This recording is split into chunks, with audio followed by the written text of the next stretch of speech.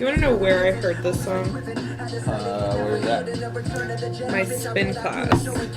Damn, you took notes out of spin class? Yeah. I can barely keep track of my breathing at a spin class.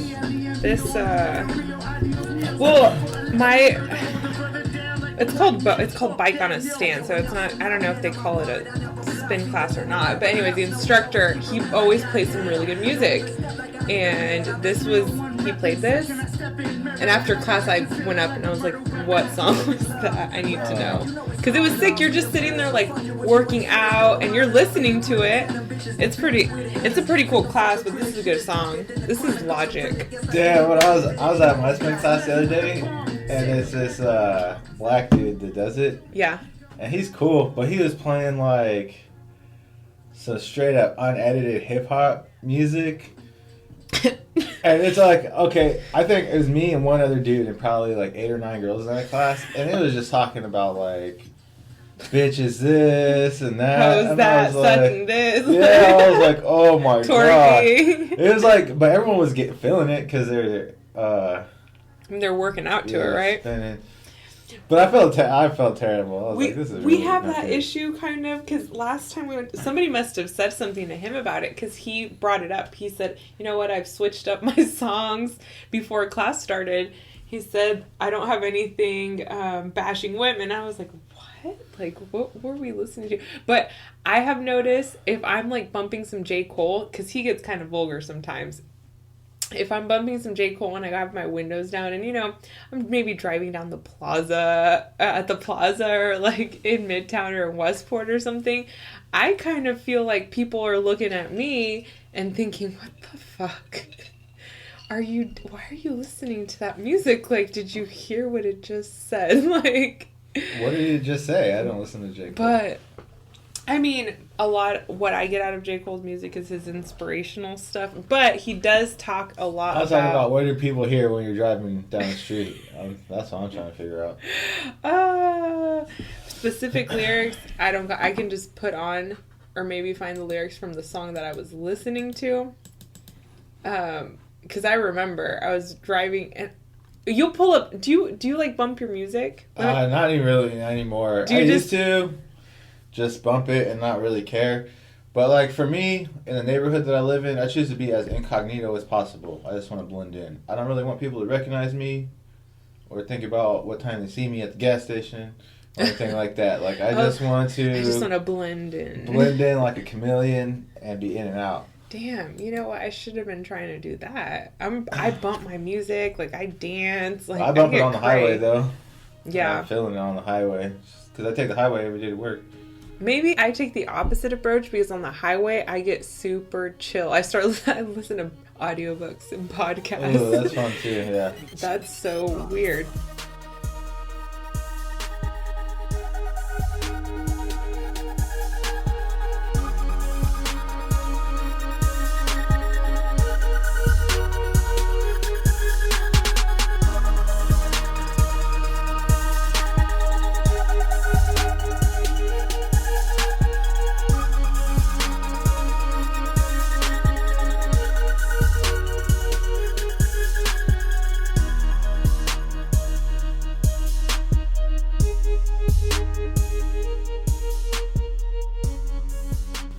Alright, you ready to kick this off? Let's kick it off.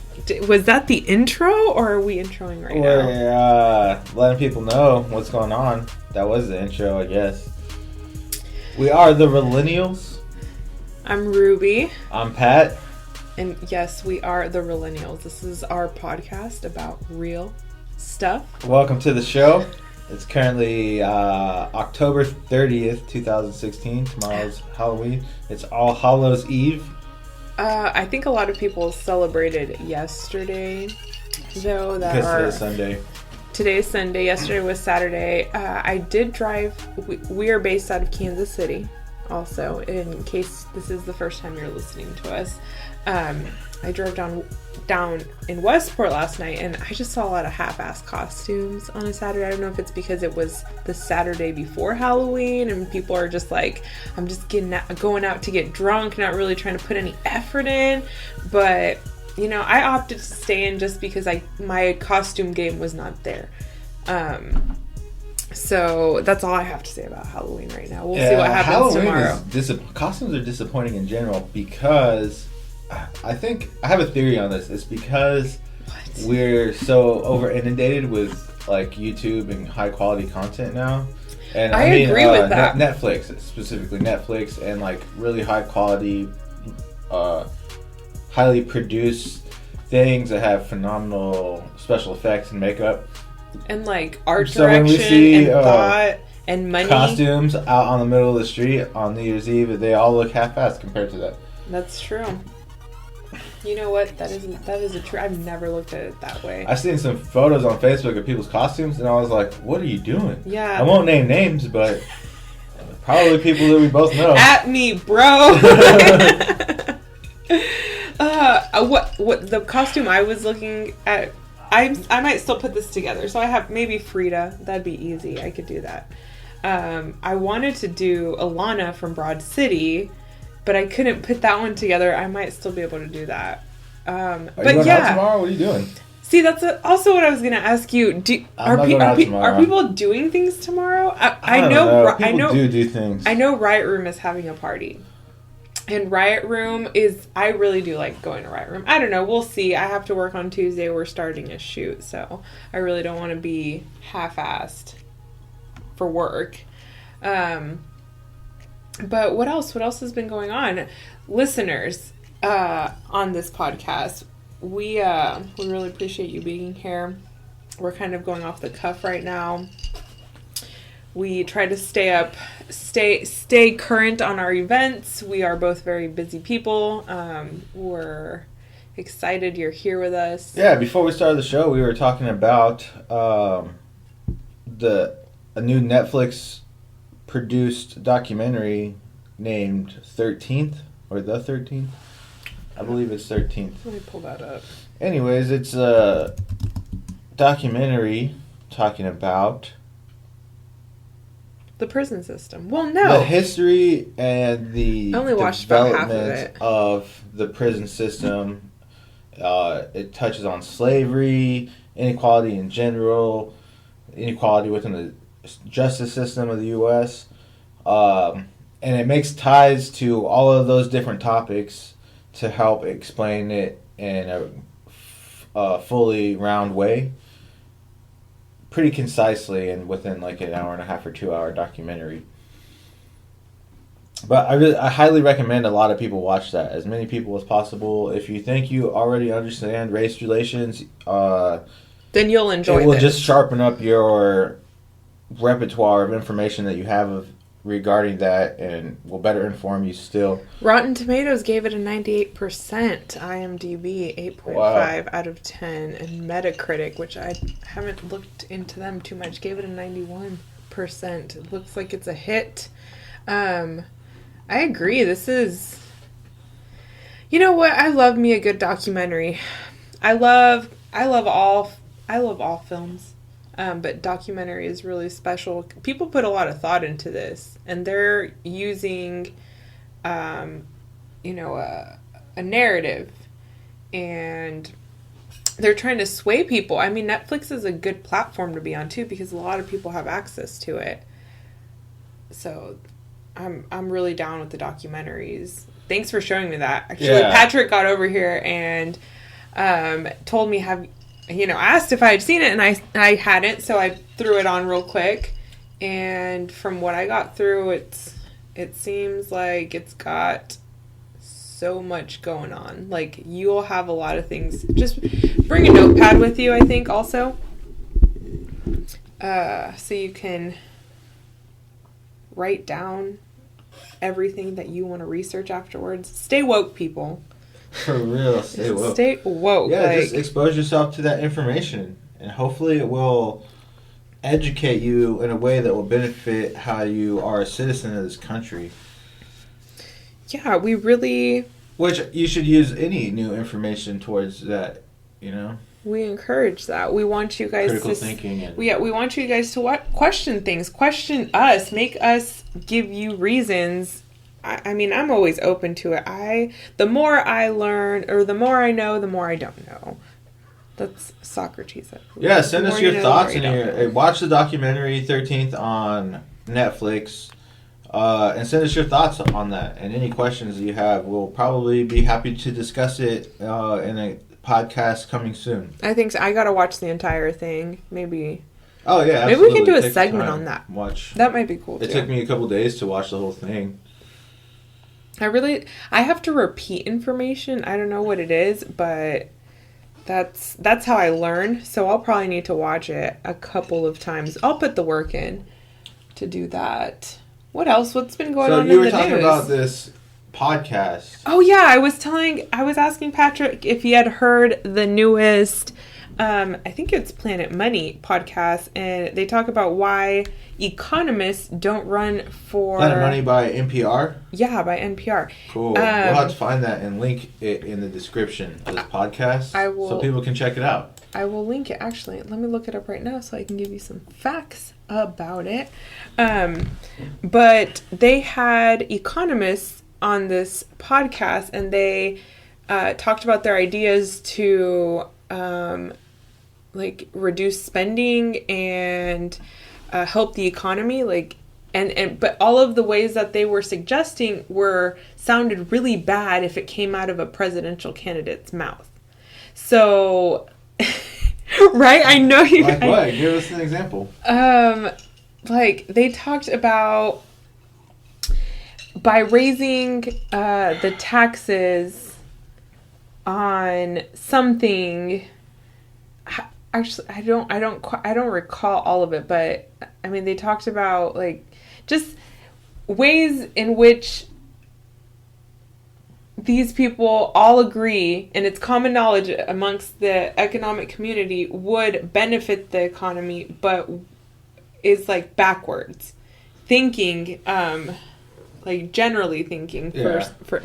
It's counterintuitive. It's counterintuitive. Thank God you helped me with that.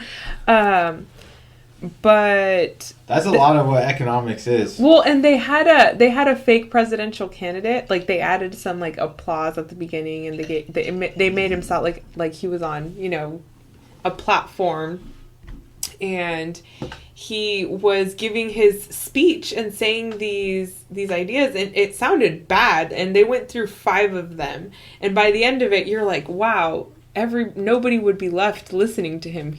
People would be like, wow, you're going to raise our taxes and you're going to do this and you want to stop. What they wanted to cut the business tax completely. Yeah. And I don't remember what the other ones were. I was listening to it while I was cooking. Probably cut entitlements and cut tax as well. I really like economics, but I don't stay brushed up as much as I should. I studied Latin American studies with a concentration in economics, but I definitely can't say very much about what's going on. So what else did you get out of this? What else did I get out of this podcast? Yeah. I mean, I thought it was just interesting that they were making the connection to where these things have to sound good for people to...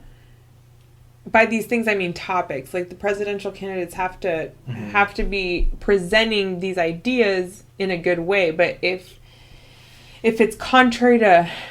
if it's counterintuitive, but it would make sense, there's no way that they could ever convince somebody, the public, of going with that. As much as Hillary Clinton wants to explain, hey, this would do this would do this, it's so counterintuitive that the general public would be like, what the fuck? You're not the candidate I thought you were, that is insert candidate name. Why politicians use language like, we're going to reform the tax code. It's super vague, and it makes people being like, yeah, they're going to do something about that, and they don't even necessarily explain what it is.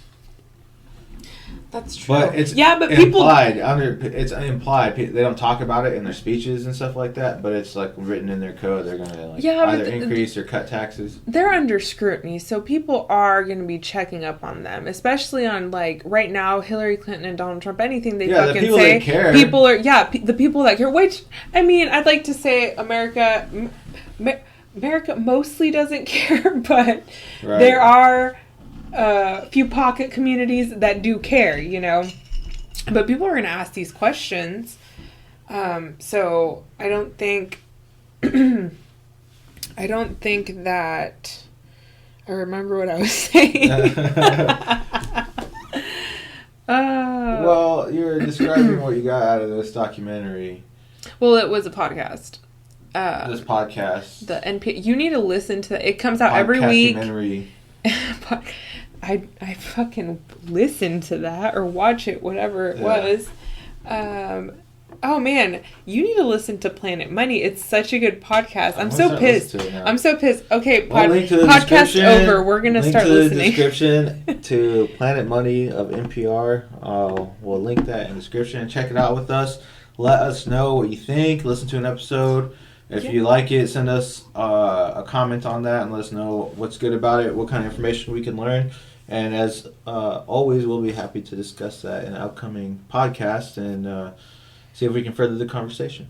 Yeah, guys, we're going to try to link all of the resources we give you because between me and Pat, we're always talking about new, content, documentaries, music, events, news.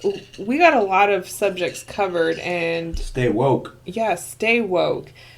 So we'll try to link everything, but you guys try to stay informed too. Use the tools we're giving you. And give us some feedback because I'd like to see what you guys are using, how you guys make your lives better. But definitely NPR's got some great content. I am a big NPR fan. I love that they're podcasting so much. There's so many good podcasts out there. We're on a podcast talking about podcasts. Yeah. Inception. And further down the rabbit hole we go. Right. That's crazy. We're late to this fucking platform. But here we are. Believe you me. What else, Pat? What's been going on? It's generally just about the information, right? Like, what do you mean? Let's just get information out there and educate people. Yeah. That's the point, I think. I mean, yeah, and to create a discussion because there's a lot of times where people that I might not get to discuss some of the things that I want to discuss throughout the day. Shit's getting thrown at me all day long.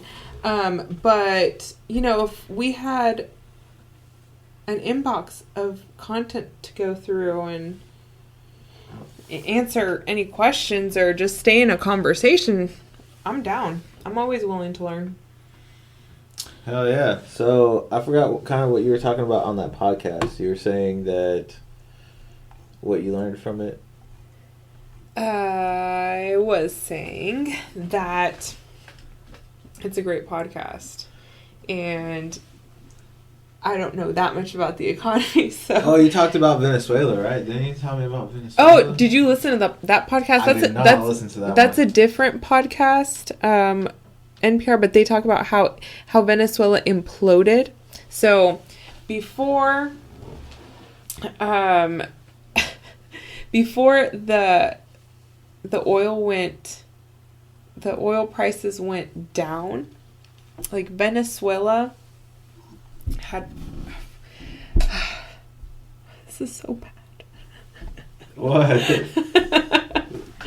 I'm like losing it. I don't remember what. Are you going to a haunted house? Am I going to a haunted house? I don't think so. Have you ever been to the ones down there? No. I've never been.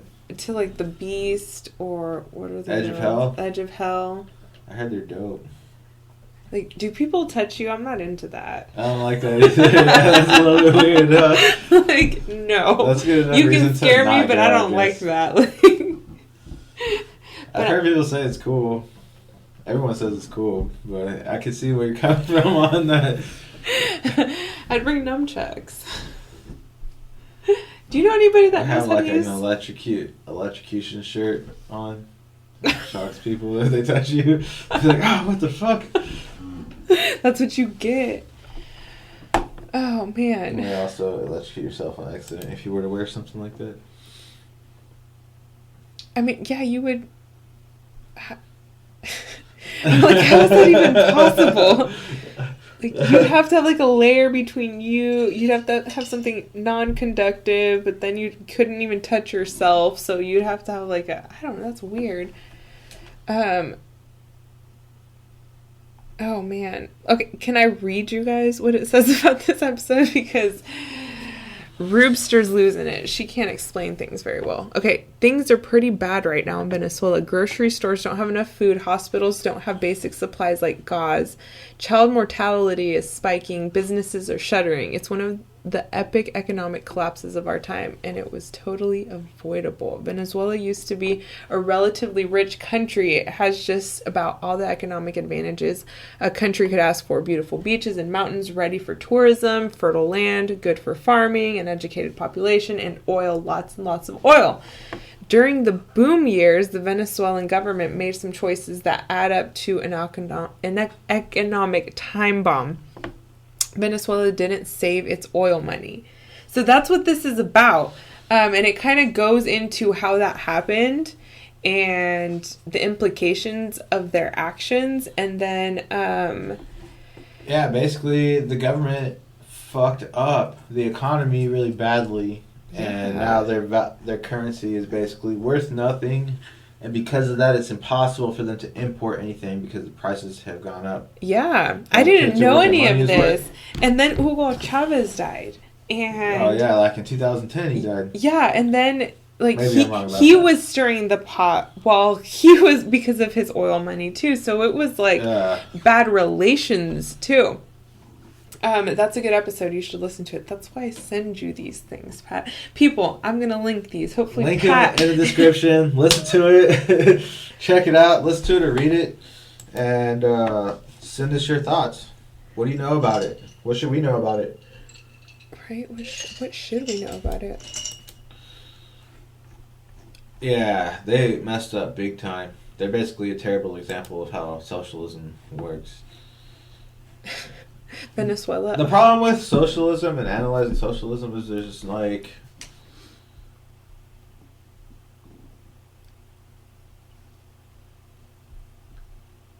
there are problems analyzing it historically because there have been dictators and high corruption in each one of those instances.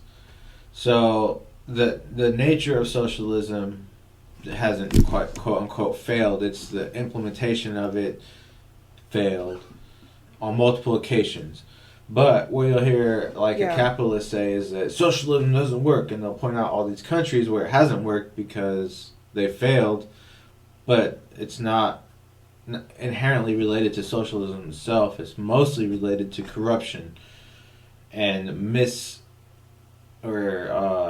inefficiency and government. Basically, those two things. So has there ever been a socialist society that's worked out? Like, do we have any going on right now? I mean, in real world economics, you know that there are no true real world examples that are used in economics. Like, it's never 100% in either way. What's the closest thing, do you think? One of the most successful in history would be China, because they were more or less a socialist country, a communist country.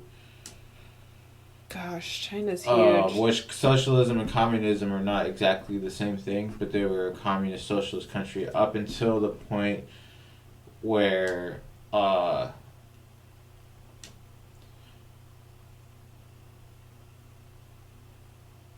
they have control over their money, the money of the economy.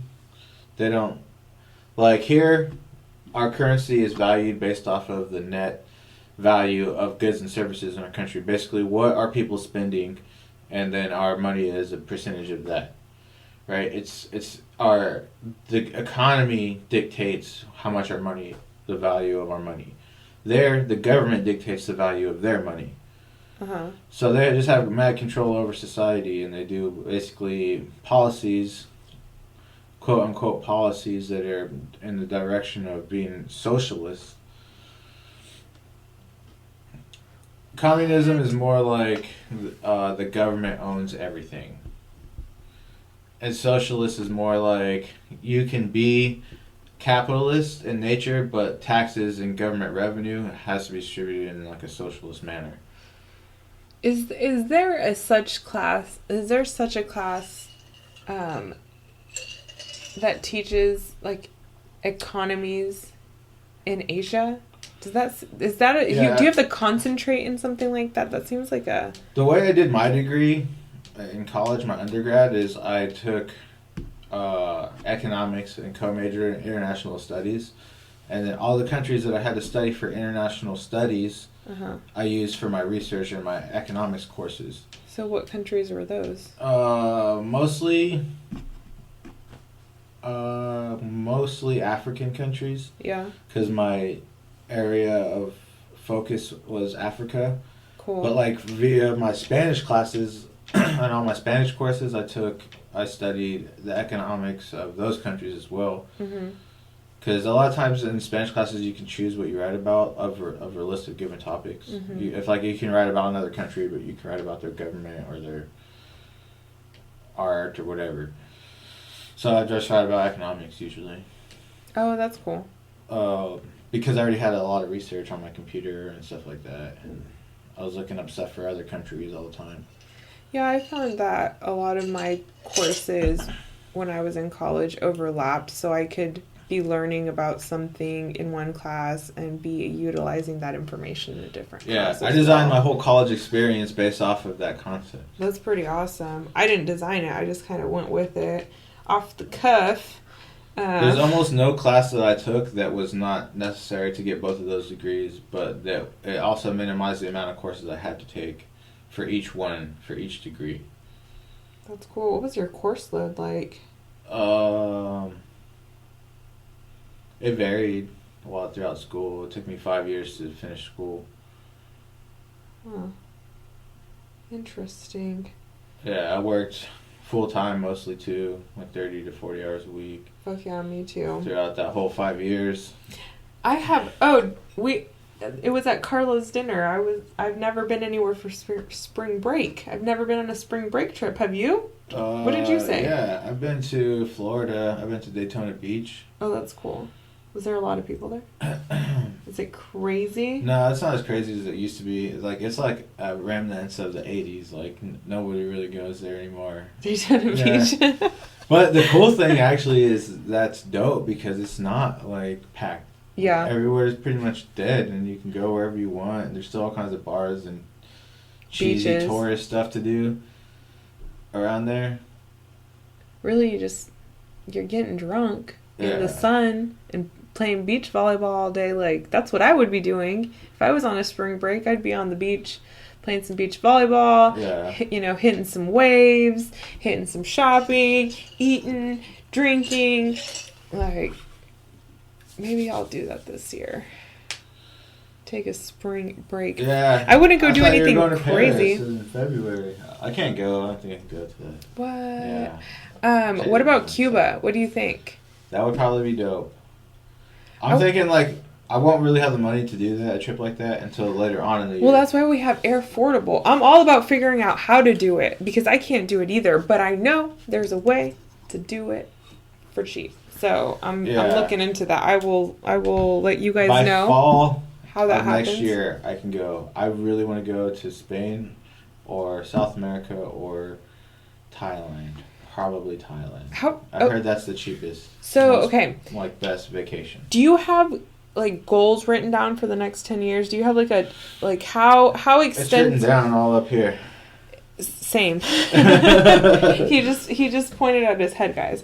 So, I have my goals written down somewhere. I've been thinking about making a travel goal, calendar sort of thing. So have a nice little 10-year, maybe have it split up into quarters, and every quarter have a trip I'm going on.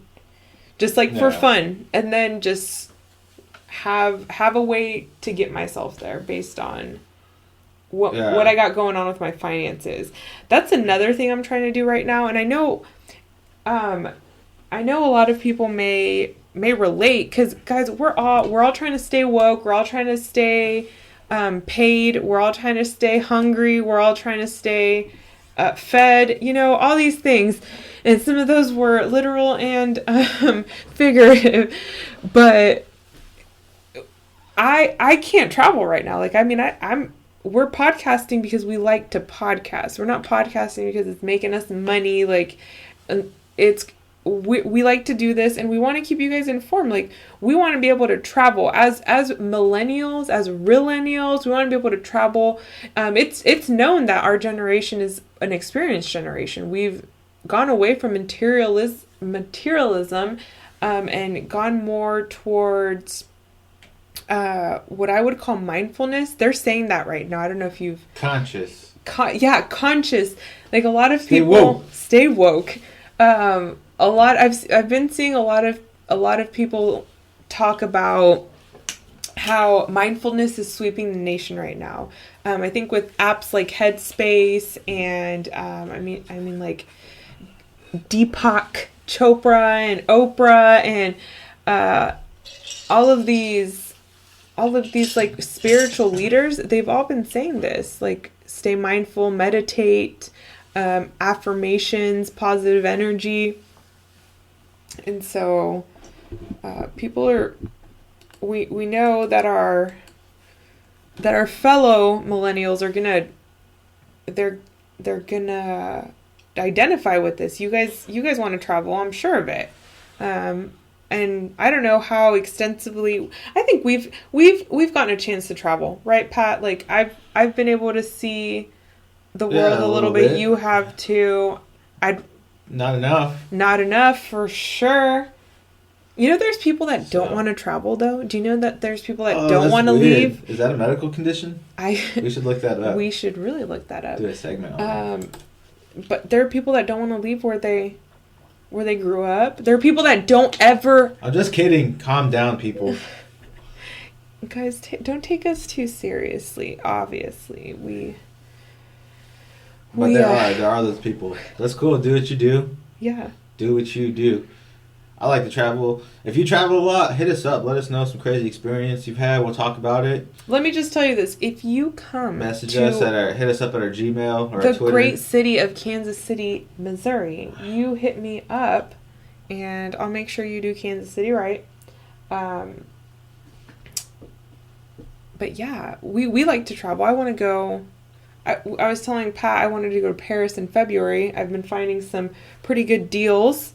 Obviously, I don't have the means to just pull the trigger like that on and especially because I want to do this trip right. I want to tailor this to... Yeah, what's the airline you're talking about? Should we share that? I feel like if we share it, it's not... No, Norwegian Airlines, everybody. And they have... they were advertising this, I think, at the beginning of the year. I'm not sure. They had 20,000 seats from the United States to Europe for under $200. Check them out. Yeah, they were selling those. Link in the description below. Norwegian Airlines. But I found some really good deals from JFK to Paris, and I can make it out to New York. We're not sponsored by them, by the way. We're not No, you have to say ad before any ad, so y'all aren't going to hear us say that because nobody's paying us yet to do this. But if you want to pay us. And what's this other idea, the airfare quality? Oh, okay, it's called Airfordable. So it's a Chicago startup. What they're doing is they are... Link in the description below. They're not sponsoring us either. Basically putting your trips, your airfare on layaway for you. So you give them a deposit, they'll hold on to that ticket, and you can pay them over time, and then once you pay them off, they'll give you the ticket. So I mean, you'd want to do it if you have some time to pay them, and you have, some money to leave a deposit. But I think it's a good way of making some trips happen that wouldn't have necessarily happened for some people. I think they're smart for, centering around the travel industry with our generation, because people are traveling right now. The United States is like the second destination for people to travel to. Did you know that? I imagine we have one of the nicest countries in the world. Where do you think people go? People probably, like, does everybody just go to New York? Now people go to Colorado, I think. A lot of people go to New York and San Francisco and LA. LA, yeah, I can see San Francisco. People will go to those places. Like, are people in... Some to Orlando and Miami and... Do we have, like, Germans saying, oh, we gotta go check out Houston, Texas? Like, you know, do people go... No, probably LA. I would hope not. Chicago, maybe? You know what's gotta affect that, too? Probably the cinema, movies. Yeah, because that's where most movies take place, is all those cities. New York, LA... Well, most of New York and LA. And San Francisco.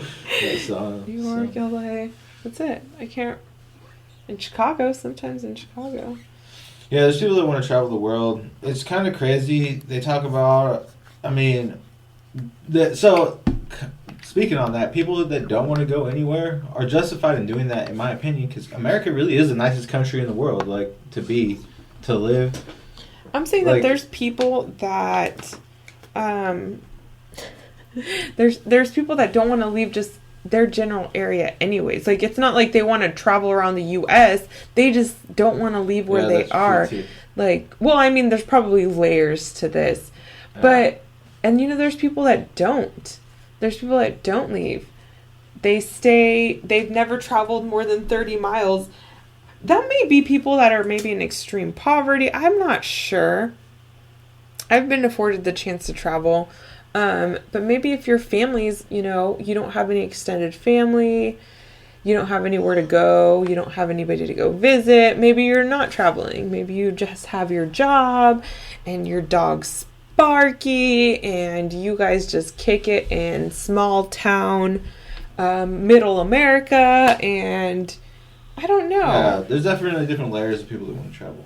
I definitely want to travel. I want to go to Spain. I want to go to Germany. I want to go to South America and Thailand and Vietnam.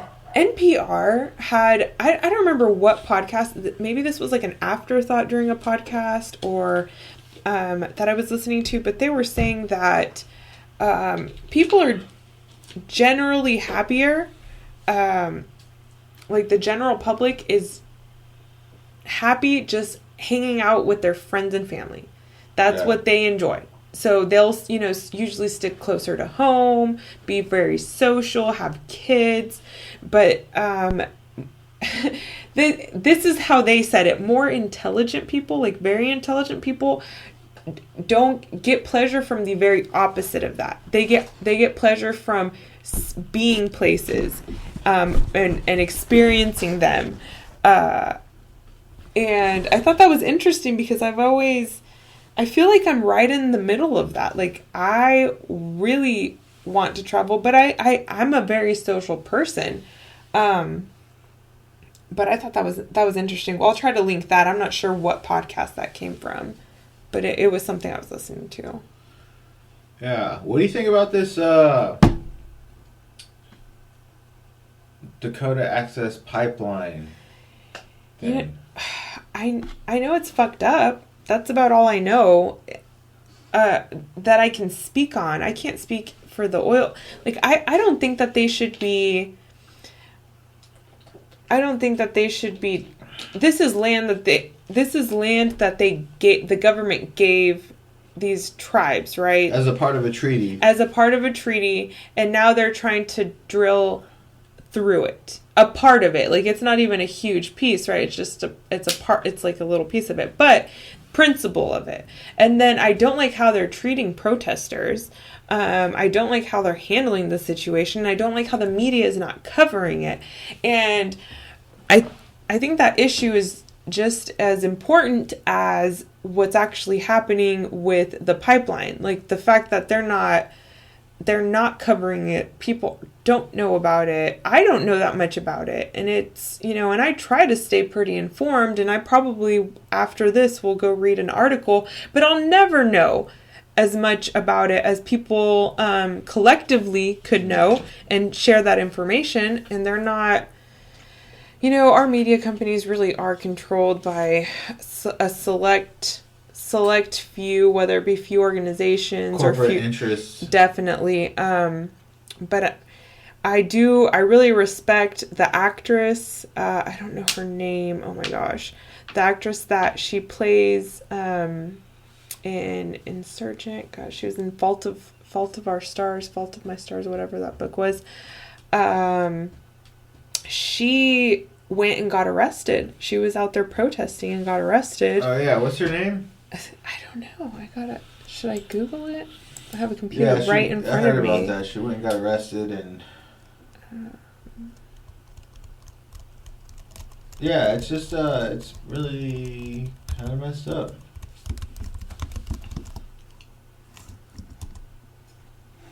I think if people invested more in green energy, such as wind generation and solar panels that created power for the grid,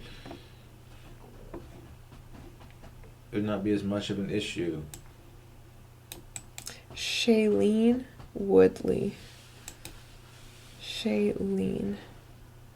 No, it's not. Is that her name? It is Shailene Woodley.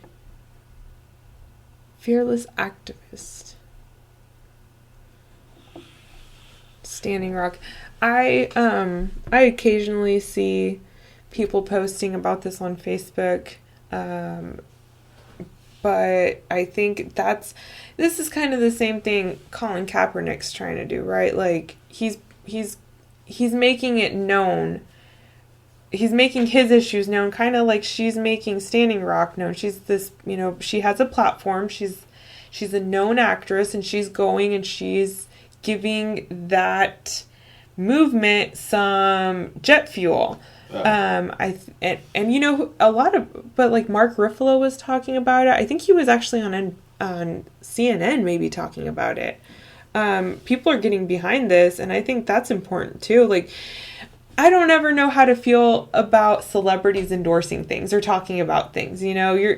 Especially because you're like, is this an ad? Like, or do you really care about this? Because a lot of times, think about how many times a celebrity sold you some fucking shoes and sold you some fucking sports drink, and then they sold you some charity. Like, I don't know that.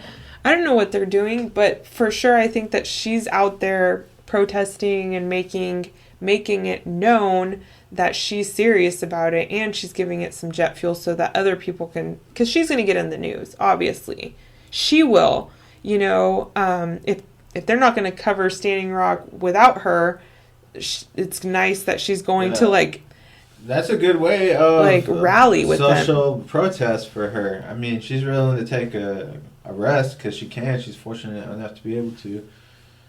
And pay her fucking lawyer's fees and pay her court fees and afford to stay out of jail, basically. People don't protest anymore. I think, I learned a lot about protests happening and how change kind of goes on in Latin America. A lot of times, if shit goes down and the general public doesn't like what the government's doing, they're at the president's front doors. They're knocking shit over. They're getting in. Are you trying to incite a riot? I'm not trying to incite a riot. Sounded like it. But not here. Like, people don't do that. People don't do that here. And the government raised education, like college prices, like, I don't know, like 150%, and students did not go to school. They were out protesting until it got lowered down.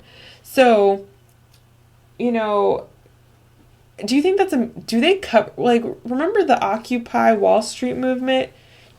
Besides all the photos, like all the artsy photos that were out there, did you see very much coverage of that? Like, do they cover protests? I think that one had to have gotten some coverage. Yeah, that one got more coverage than most things. But think about, like, how many protests have been, like, Black Lives Matter. I know they've been protesting, and, obviously, like, shootings, people have been protesting that. So, but it's not people's go-to for change.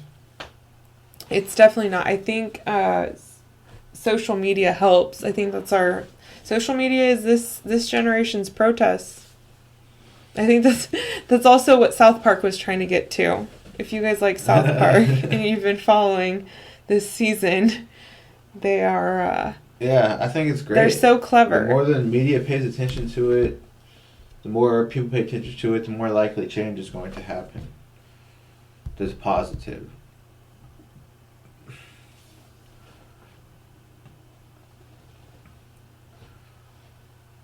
I don't really understand corporate interests, why they're so heavily involved in keeping the status quo instead of just simply, if they were to be ahead of the curve on being green and switching to industries that are better for the planet, they would have that share of the marketplace.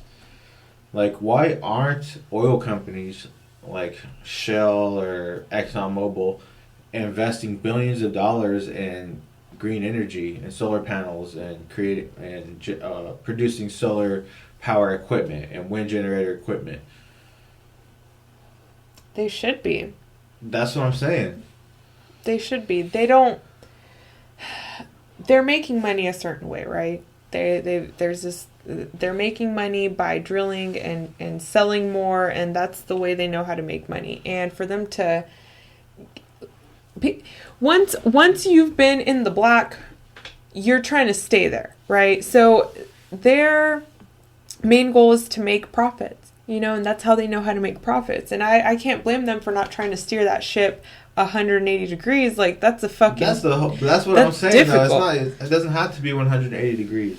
No, but it has to be like 10 degrees at a time over the course of a couple of years. Start allocating some resource money towards that. Developing it as a business. You know what? That's what corporate social responsibility is all about. Corporate social responsibility, take it upon yourself to market the shit out of it as like, hey, everybody, we have a wind generator and solar powers for you, Mr. and Mrs. America. You know what I'm saying? You can put it up in your backyard. You know what I'm saying? And like, they can mass market the shit out of it and sell to everybody. I mean, I would like for them to do that, but they're not doing it. And then all they would have to really invest in is buying all the power plants and stuff, and so that they can still control the flow of energy. Who makes those decisions? Like, the CEOs are making the decisions. Yeah, board of directors are making the decisions. Board of directors have to vote on it.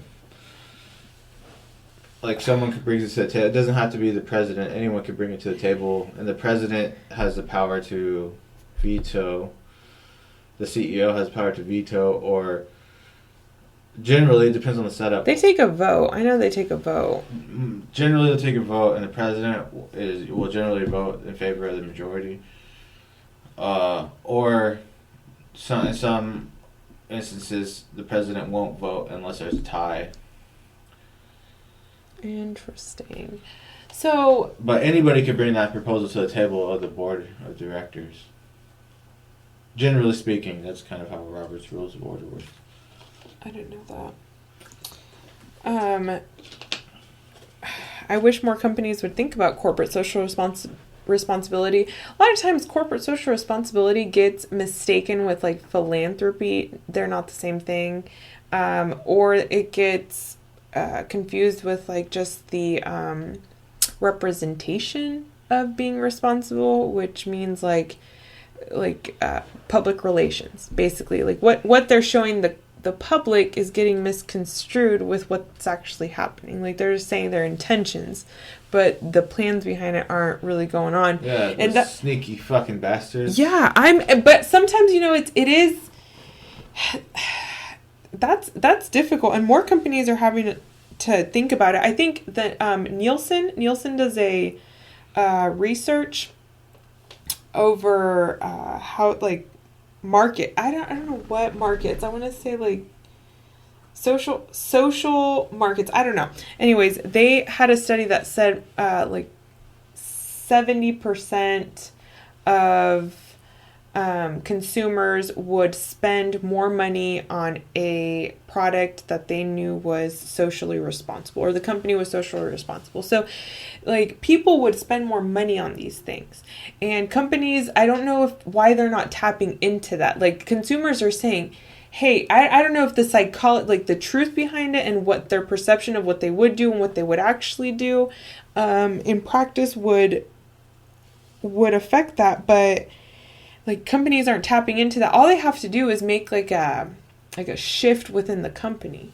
and tailor their practices to be more sustainable somehow. That's what I'm talking about. And yeah, but it's not common knowledge. Like people okay, so when I talk about corporate social responsibility, I'm thinking that, but a lot of people were probably thinking, oh, so you mean like on your website it says that you go green or you have a charity that you work with. Like that's not corporate, that's part of it. You know, you do want to give back, but you want to make a systematic change within your company for everything that you do to be more socially responsible. Not like just makes it sound bad, but not only go and maybe like volunteer somewhere and give service. Like you also want to make sure that the core of your business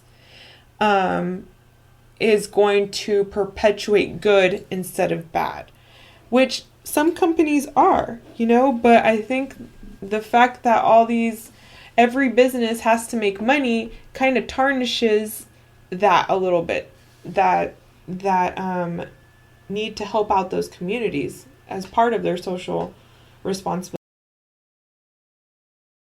All right, as you're saying, as part of their social responsibility. What? You're talking about businesses and how they're going to use their social responsibility. They should be using their social responsibility to... Sorry, guys. We got cut off, and I am... my attention has gone elsewhere. But we were talking about corporate social responsibility and how important it is and how passionate I am about it. And I just think that companies have this responsibility to just take care of the communities that they're in. And a lot of people forget that business's first priority is to create profit. And a lot of companies feel this pressure, but, you know, there's a lot of things that can go wrong. This is any business is a big, huge machine that has a lot of intricate parts. So, I believe that corporate social responsibility needs to be ingrained into like not only policy, but into process within companies. I think it can be achievable, you know, with some shifts. But I think that if you're an entrepreneur out there and you are starting a company or you own some sort of small business or anything like that, look into corporate social responsibility and see if there's a way for you to incorporate some sort of process that helps you in the long run be more socially responsible with the communities in which your business touches. Because it's not just about your community, it's about every community that's a part of your business. So if you have, you know, if you have a manufacturer in, I don't know, Jamaica, if you have a manufacturer in Jamaica, ensure that as part of that community with that manufacturer that you're making sure that, you know, people working there in a safe environment, that the people that work there are all live somewhere, you know, like make sure you're looking out for the well-being of everybody that your business touches. And that's the end consumer. That's anybody in any part of the supply chain that goes from the top completely down. I mean, I don't. And that's all of us, and to the best of your abilities, really is what, you know. Everyone will have different levels of what they'll be able to do. To the best of your ability, yeah. You know, that's what's ultimately going to make positive change. At least that's what I think, anyways. Obviously, everyone has their own ideas. But yeah, whatever we could do, let us know what you think. Hopefully our listeners will write to us and contribute ideas to the show. We are the Realennials, Pat and Ruby here. Make sure you hit us up at the Realennials realennials.com@gmail.com. That's our email address. That's where you can send us all these questions. You know what?